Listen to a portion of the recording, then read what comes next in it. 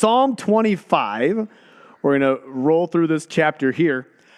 By show of hands, how many of you here are my directionally challenged individuals? Do I have any directionally challenged people?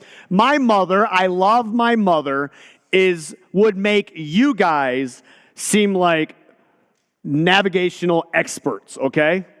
She struggles. Some people are like, don't be throwing me these north, south, east, and west things. Am I turning by Target or am I going to Walmart? Like, talk to me with landmarks. That's who I'm talking to? My mom would still not be able to track with that, and I love my mom. Mom, if you watch this online, I'm sorry. I was in California, and my mom would sometimes call me. And my mom was going back to school to get her nursing degree. She left school when the four boys were at home and raised us, and so we were her focus. And once we graduated, she went back to school and got her degree. Like, go mom, all right?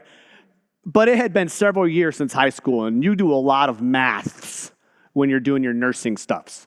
And she was struggling. And I was in college studying math. That was my degree, secondary education in math. So I was in Calc 2 and all this other stuff. So she would call me, Nathan, help me with my math problems. I'm like, okay. She's like, it doesn't make sense. I'm like, you're not giving me any numbers to go off of. I can't agree with you or disagree right now. And then she would read the problem. I'd explain it. And she's like, that's stupid. It doesn't make any sense. I'm like, I'm telling you what it is. I'm not asking you to agree with me. I'm just telling you that's how it's going to work. Do what you want and you'll get a wrong grade. I don't care, but I'm helping you. But one day she calls me and I answer the phone and I can tell immediately this is a frustration phone call, which means that she has already attempted to call my father and he did not answer his phone. She probably attempted to call my older brother who also didn't answer her phone. She was already frustrated and now there's 2 calls that are missed and she's extra frustrated. Nathan, I'm lost. Where am I? She's in Michigan. I'm in California. I'm like, I don't know. I'm on the other side of the country. Well, I have the directions. Now, this was phone pull-out navigation. This was you print off the MapQuest directions. How many of you have ever printed off MapQuest directions, all right? So it's step by step, and here it is. You could print the extra maps at the end, so you have 9 pages of maps, and she printed the directions to wherever she was going, and she's like, I'm lost. I don't know where I am. This step doesn't make sense. I'm like, I don't know what the step is. I don't know where you are or why it doesn't make sense. Explain it to me. She's like, it says, I can't find what it tells me to look for. I'm like, what are you talking about? She's like, I can't find the via. I'm like, what? What do you mean you can't find the via? It doesn't even make any sense. I was like, read to me what you are reading. Now I'm frustrated. I'm joining in the frustration with my mother, okay? Which is not helping her, but I'm attempting to navigate through this. She's like, oh, it says right here, get on 96 West via the on-ramp or whatever. I can't find the via anywhere. That's a true story. I'm like, how do I explain to my mom the via is not a thing? So now I'm attempting to explain to my mom that the via is not a thing you're looking for. It's just talking like you're going to use that. She's like, why'd they put it there? I'm like, have you called Dad? Can you call Dad? Call Dad. Please call Dad. I'm losing you. I didn't know. And I don't know to this day if she still understands what I meant when I tried to explain what the via was. Directions are not my mom's strong point, to say the least. And there are some people that would agree. I don't do well with directions. Even if it's laid out, I don't know that I fully understand it. As we go through Psalm 25, I'm going to say that this is a roadmap that we're given here in Psalm 25. And so before you get nervous, my directionally challenged people, I will explain what I mean by the map, okay? I will explain it. You're like, I'm out. I'm not going to understand it. Somebody's going to have to take me there. We're going to read through, and I'm going to look at 3 things that I think are an important thing for us to keep in our life, a roadmap as we navigate life. So let's read here in Psalm chapter 25, and then we'll go through that. Now, I was also, I think the first Wednesday night I preached, I taught you guys a psalm-type song, and a lot of you remembered it. You're like, this is my childhood. We just sang Thy Word, which is kind of a campfire song for probably a lot of us, so I won't do it again. But I know another one for this psalm. Okay? Unto thee, O Lord. And it's a call and return song. Do I lift up my soul? And it goes back and forth. And we won't learn that tonight, okay? I'm not going to do that to you. Maybe later. Maybe later. Let's read. Verse number 1. Unto thee, O Lord, do I lift up my soul. O my God, I trust in thee. Let me not be ashamed. Let not mine enemies triumph over me. Yea, let none that wait on thee be ashamed. Let them be ashamed which transgress without cause. Show me thy ways, O Lord. Teach me thy paths. Lead me in thy truth and teach me. For thou art the God of my salvation. On thee do I wait all the day. Remember, O Lord, thy tender mercies and thy loving kindness, for they have been ever of old. Remember not the sins of my youth. How many of us would say amen to that statement? Thankfully, there were no video cameras around when I was a teenager. I think a lot of us would say amen on that one. Nor my transgressions, according to thy mercy, remember thou me for thy goodness' sake, O Lord. Good and upright is the Lord. Therefore will he teach sinners in the way. The meek will he guide in judgment, and the meek will he teach his way. All the paths of the Lord are mercy and truth unto such as keep his covenant and his testimonies. For thy name's sake, O Lord, pardon mine iniquity, for it is great. What man is he that feareth the Lord? Him shall he teach in the way that he shall choose. His soul shall dwell at ease, and his seed shall inherit the earth. The secret of the Lord is with them that fear him, and he will show them his covenant. Mine eyes are ever toward the Lord, for he shall pluck my feet out of the net. Turn thee unto me and have mercy upon me, for I am desolate and afflicted. The troubles of my heart are enlarged. O bring thou me out of my distresses. Look upon mine affliction and my pain, and forgive all my sins. Consider mine enemies, for they are many, and they hate me with cruel hatred. O keep my soul and deliver me. Let me not be ashamed, for I put my trust in thee. Let integrity and uprightness preserve me, for I wait on thee. Redeem Israel, O God, out of all his troubles. I see three things here that we're going to pull out from chapter 25. Three thoughts on this roadmap for going through life that we see spoken by the psalmist, as David is writing here, that he repeats in several of his psalms. But three thoughts. Number one, I think the first thing we see on this roadmap is the focus we should keep. As we go through life, you will have nonstop things attempting to take away your focus. Does anybody drive with somebody who is easily distracted? How many women learn, Karen, you might experience this sometimes during a specific time of the year, potentially late September through about November, right around sunset, maybe driving out in the country, and look at all the deer in that field. I'm terrible for that. Like, babe, you see all those deer? And I'll hit the brakes. I'll go in reverse. I'm trying to count the deer. She's like, can we just go to the store, please? But look! And she's never as enamored as I am. But the thing is, I'm distracted when I see that. I'm like, whoa, look at all that. Or I have a tendency to look, I'm like, oh, that's pretty cool. And the rumble strip wakes you up type thing. There's a lot of things that can take your focus as you're driving. There are a lot of things that can take your focus away in life too. Often, it's not that we're living horribly sinful lives. Many times, though, we can live very distracted lives. And it's still taking our focus away. If you look at the focus of David as he writes here again and again, he says in verse number 1, unto thee, O Lord. Verse 2, God, I trust in thee. Verse 3, let none that wait on thee be ashamed. Verse 4, show me thy ways, O Lord, thy paths. Verse 5, thy truth. Thou art the God of my... Again and again and again and again, his focus is not inward or outward, it is upward. And as Christians, it's important for us to maintain that same focus. Because the truth is, we can very quickly be distracted by inward and outward things. Outwardly, we can say would be maybe heartache or enemies. And he mentions in here as well, he has them. Psalm 27, 2 Psalms later, verses 11 through 14, he says this, teach me thy way, O Lord, and lead me in a plain path because of mine enemies. Deliver me not over unto the will of mine enemies, for false witnesses are risen up against me, and such as breathe out cruelty. And he says this, I had fainted unless I had believed to see the goodness of the Lord in the land of the living. He said, I could be focused on all of the things that are against me.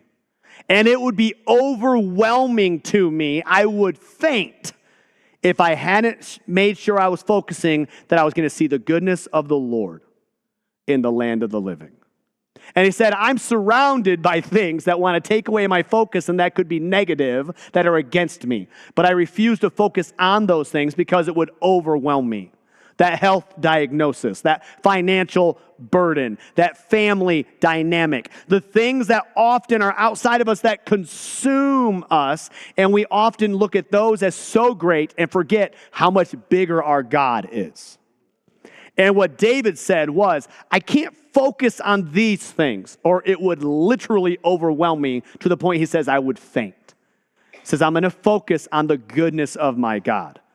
And his focus, as we read Psalm 25, is constantly reverting back up to God. And that's a good exercise for us in our Christian lives daily to work on, because there will be things attempting to grab your focus. Sometimes it's not all the outward things that we deal with, it's inward things that we deal with. Many of us deal with things inwardly. It could be pride, could be anxiety, could be emotional burdens, things inside of us that we carry and that we deal with as well. In Jeremiah 17, Jeremiah wrote these words in verses 5 through 9. He said, Thus saith the Lord, Cursed be the man that trusteth in man, and maketh flesh his arm, and whose heart departeth from the Lord. For he shall be like the heath in the desert. He shall not see when good cometh, but he shall inhabit the parched places in the wilderness, in a salt land that is not inhabited. But blessed is the man that trusteth in the Lord, and whose hope the Lord is. For he shall be as a tree planted by the waters, that spreadeth out her roots by the river, and shall not see when heat cometh, but her leaf shall be green, and shall not be careful in the year of drought, neither shall cease from yielding fruit. The heart is deceitful above all things, and desperately wicked. Who can know it? Oftentimes, the things that maybe will derail us in life are not even outside pressures or people actively attacking us. We can be our own worst enemy at times. He says, the heart is deceitfully wicked. Who can actually know it? Disney lied when they said, follow your heart.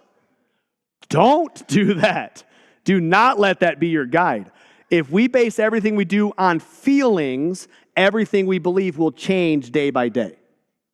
If it is grounded on facts, that the Bible is true, that God is in control, that I can trust him, then it is easier for me to drown out the inward noise and the outward noise and keep my focus upward. David here, as you read through Psalm 25, consistently refers back to God, you, your word, your judgments, your direction. Let's make a habit of continually remembering to recalibrate our focus. Because if you are like me, you have a tendency to very quickly get distracted. So the focus we should keep, I think, is the first thing we notice on this roadmap he lays out here as we're going through life. Understand our focus should not be inward or outward. It needs to stay upward. Second thing, look at verse number 3. It says, Yea, let none that wait on thee be ashamed. Let them be ashamed which transgress without cause. Verse number 5, Lead me in thy truth, and teach me. For thou art the God of my salvation. On thee do I wait all the day. There is a word in verse 3 and a word in verse 5 that I don't like and that I struggle with. Wait. Now, first of all, those that are judging me because you looked at my body and were like, you do struggle with weight. That is not nice. That is the wrong word, okay? Spelled different. W-A-I-T, okay? Wait. I don't like that word. I am a relatively go, go, go type of person. Where are all of my like A+, nonstop, you're just going pedal to the floor type of people? That's just who we are. Like, well, let's go. We'll ask questions later. That's gotten me in trouble many times in life. When people say, hey, just wait a minute. And now I'm a father. And I have 3 children that I created that are a lot like me. And I would say, stop. Dad. Wait a minute. I haven't even had my coffee this morning. In the morning, 6:45, I'm downstairs. I get my cup of coffee. I'm still going over to the couch. In here. And there's Lorelei. Hi, Dad. Like, what are you doing awake? My belly was hungry, so I thought I'd come eat some food. Like, then go do it. Stop talking to me. No, like, I've never met a morning I liked. I'm not a morning person, all right? Not that guy. But she's like, I'm ready to go. And I'm like, you just got to give me a second. Let me drink some coffee, right? Just wait a minute. But when it comes to getting things done, or when it comes to getting an answer to my prayer, or when it comes to knowing the next step, wait is not something I ever want to hear. I'm very impatient that way. Like, I have my list, we're going to accomplish it. Like, Lord, here's what we're doing. Why aren't you acting right now? Lord, I've been praying for a while. Right now is the perfect time. What is going on? Like, why are we not moving? Why are you saying to wait? What are you talking about? That doesn't even make sense. Let's do something. And here he says, I will wait on the Lord. For on thee do I wait all the day. And he said in verse 3, yea, let none that wait on you be ashamed. He said, if I'm waiting because you've told me to wait, there's no shame in that. That's not me pausing and being lazy and not doing something. That's me trusting that your time is right. The second thing on this roadmap is not just the focus we should keep, which is upward, the trust we should demonstrate. Because on the journey of life, there are times where we want to hit that gas pedal and go forward, and God says, I just need you to wait. And often we don't do well with that. I don't enjoy the waiting. Isaiah 40, starting in verse number 28, he says, hast thou not known? Have you not heard that the everlasting God, the Lord, the creator of the ends of the earth, fainteth not, neither is he weary? There's no searching of his understanding. He gives power to the faint, and to them that have no might, he increaseth strength.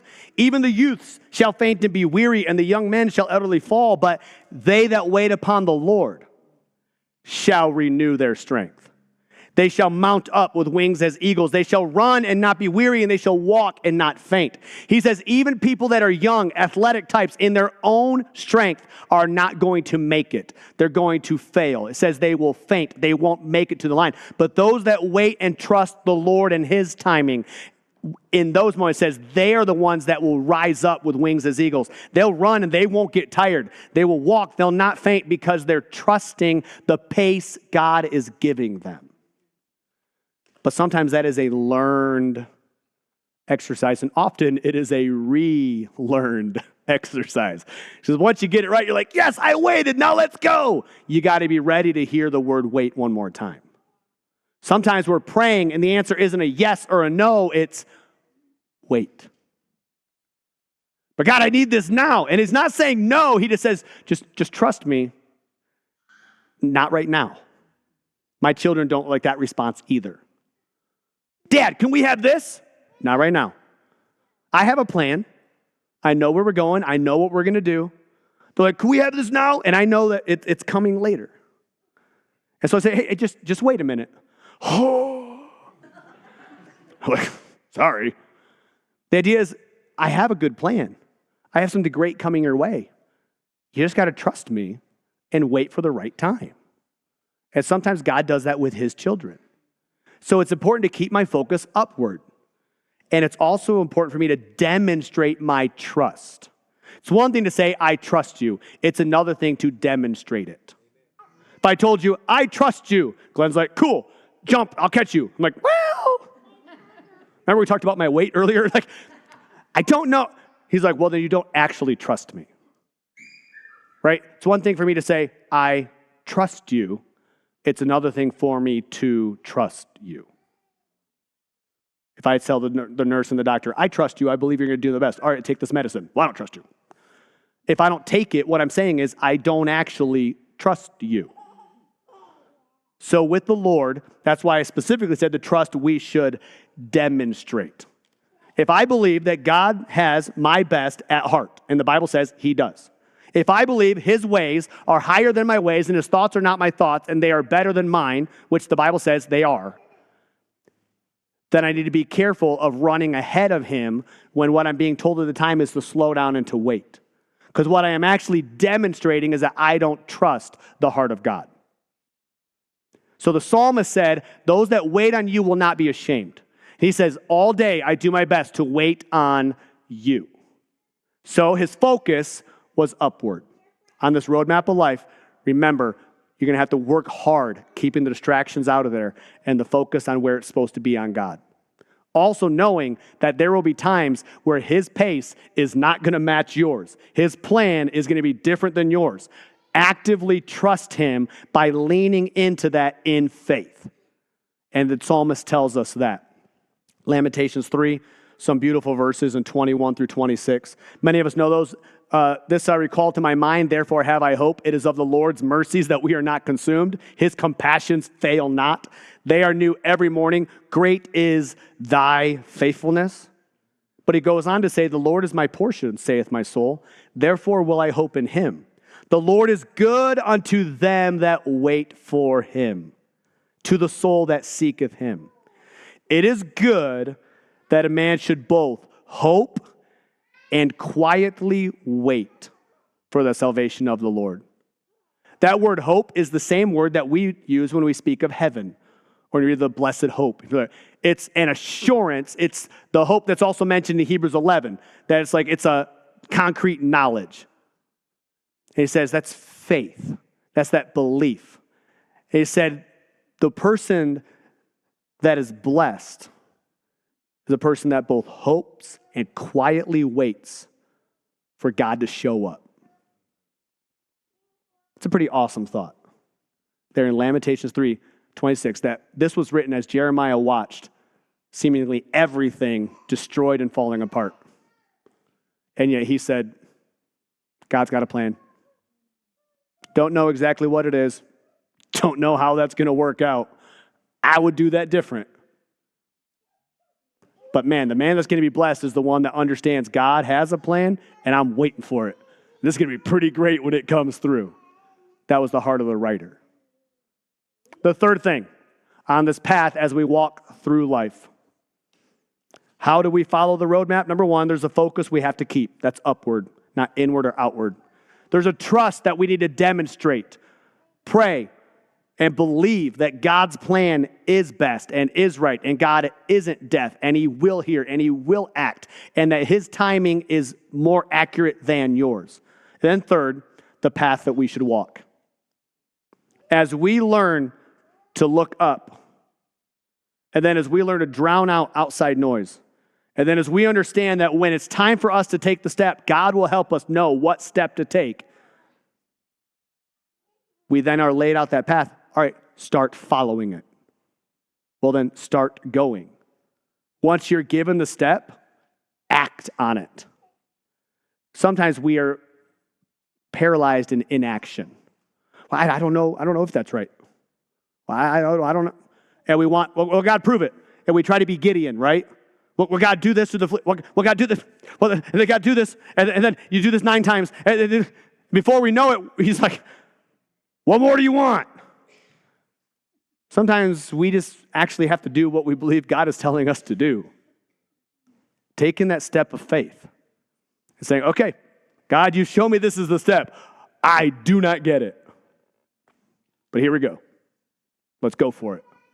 Trusting the path God lays out for you. I am very much still to this day, I'm more of a MapQuest direction guy than a voice navigation guy. MapQuest would print me out everything in advance, and I know exactly every turn I'm taking to get from A to B. I know. My phone does not work that way. My phone says, turn left, and I do, and then it's quiet. And I don't like that. And then it's quiet, and it's quiet, and it says, turn right in half a mile. And I do that. And then it's quiet. I'm like, what am I looking for? It says, shut up and drive. Yes, ma'am. Then I realized my GPS sounded like my wife. I looked, and it was my wife just filling in for a minute. She's kidding. She's not in here, right? Okay, good. I got away with it. Somebody else was like, that's my GPS. Okay. The thing is, I want to know 4 steps ahead. And I've generally found that when God directs my life, he's more like that turn-by-turn direction, that voice, than he is the laid-out MapQuest direction prints for me. He's not going to give me every step along the way. He says, hey, I gave you the next step. Take it. If you're not going to take that one, what does it matter 2 steps from now? He says, take this one. I'll show you what you're going to do next. It's like, I don't need to tell you the next 4 or 5 steps. Just do the next thing. You do it, and then it's amazing. God always comes through. He always gives the direction in his time, at the right time. I don't have to worry about it, though my natural tendency is to. And because of it, I'm like, I'm not moving until you tell me what exit I'm taking. I'll do that to my wife all the time. She's like, it says you're getting off in 3 miles. What's my exit number? I don't know. Find it. Like, go back. I want to know. What road am I looking for? How many miles? What's the exit? God doesn't work that way. And sometimes what we do is until we figure out we know the entire path, we're not going to do anything. And we don't ever get there. We don't ever do what God wants us to do. Verse 4, the psalmist said, show me thy ways. O Lord, teach me thy paths. The verse 5 says, lead me in thy truth and teach me. Verse 10, all the paths of the Lord are mercy and truth unto such as keep his covenant and his testimonies. And again, he says, I want to know what your path is. Lead me in it. And he said, look, I'm trying to drown out the noises of the enemies, the inward things that I deal with. I'm focusing on you. And I want to know that you've got me. And I'm going to demonstrate my trust in you. So you show me the step, and I am going to take it. And David here was leading that life. In Psalm 32, Lord says, I will instruct thee and teach thee in the way which thou shalt go. I will guide thee with mine eye. Be ye not as the horse. I read this earlier today, and I was like, I think that was directed at me. He said, be ye not as the horse or as the mule, which have no understanding, whose mouth must be held in with a bit and bridle, lest they come near unto thee. He says, don't be the stubborn animal that has to get yanked around everywhere when the person's trying to take them down the right path. I'm like, oh, how many times in my life have I been that to God? I'm like, I'm sorry, Lord. Like, that's me. How many other you people are with me out there? We're like, yeah, amen. That's us. Don't be as the horse or the mule. You have no understanding. The horse doesn't know. He says, hey, I'm trying to help you. And sometimes we do that to God. Psalm 37 has one of my favorite verses in the book of Psalms. Starts in verse 23. It says, the steps of a good man are ordered by the Lord. The steps. It's not a MapQuest printout. The steps. Each one. And he delighteth in his way. Though he fall, he shall not be utterly cast down, for the Lord upholdeth him with his hand. You ever helped a toddler walk? They're taking the steps, but when they go to fall, you're like, okay, I got you. I did that with my children a bunch of times. They were trying to follow as I was taking them, and they weren't as sturdy on their feet, but they didn't have to worry about it because I had them. He says, hey, I got you. Don't worry. If you stumble, you're not going to be utterly cast down. I'll hold on to you. And then the psalmist said this, I have been young and I now am old, but I have not seen the righteous forsaken or his seed begging bread. And he said, listen, talking to you as a guy that's lived the journey, I was a young man. I'm no longer that young man. But in my entire life, I can tell you, I've never one time seen a righteous person get forsaken by his God, and I've also never seen his seed begging bread. I want my children to experience God's blessing because their dad was faithful. I want my children to experience that because dad maybe didn't always have it figured out, and dad was struggling with some stuff, but he tried to keep his focus on God and ignore the noise. I want my family to receive a blessing because I felt like I could demonstrate some trust in God, even at moments where it was difficult to do. And when I knew what the next thing was for me to do, I did it. Not because I was some superhero, but because I timidly took that step, believing as I held God's hand, he'd keep me up if I started to stumble. And there have been time after time that I know it wasn't me that made it through that journey. It was because God was holding on to me. There's a roadmap through life. Maps can be very helpful. Good directions can be very helpful. Many times in my life, I have not understood that and not traveled it as well. When I lived in California, I was out there for school. My parents came out and visited me one Christmas. So when I went out there, I didn't really have money to go back and forth, so I just stayed out there year round. And I just worked and saved up money. And so one Christmas, they came out, and I got to see my family at Christmas. And two of my brothers came with. My brother Raymond and my brother Zach came with. And my parents came out there. And it's California, so it was probably 60, 65 degrees when they came out there. So it was Christmas, but we're walking around in T-shirts and shorts, And they were like, we could get used to this type of Christmas, being from Michigan. But we decided, my family, we like to get out in the woods and go hiking. It's always a good time. And so there's a road that goes from Lancaster up the Angeles Crest Highway is the name of the road. It goes through the Los Angeles mountains. It comes down into Pasadena, okay? There's a little old lady that lives there, drives a really fast car. I'm sorry. Okay, no, never mind. We're not doing it, okay? We're not learning that song either. But we decided to go drive that road, and it's a really twisty, windy road.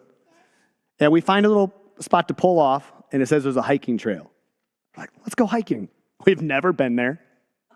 Let's go hiking. And we start walking down this trail, and it's one of these. The whole way down. And we walk for a long time. And we get to the bottom, and there's this really cool stream, and a couple little pools of water. It was a super cool thing to experience. And we hung out there for a little bit, and I was like, all right, let's get going. It's the sun's starting to go down. We need to get back to the car. And my brothers and I remember it was this terribly long, windy walk on the way down. If we're here and the parking lot is here and we did this, let's just do this. That just makes sense. So we did, and my parents were like, okay, we'll see you at the car. We're like, yeah, like an hour after us because you're going to be walking this stupid path. Like, see you later. So and we're going through thickets and whatever, cross the path, keep going. We're like, got him. Keep going again. Man, it's been a minute. We haven't crossed the path. Strange. Let's keep going, crawling up this hillside. We come up, we're at the top of a hill. I'm like, we didn't start at the very top of a hill.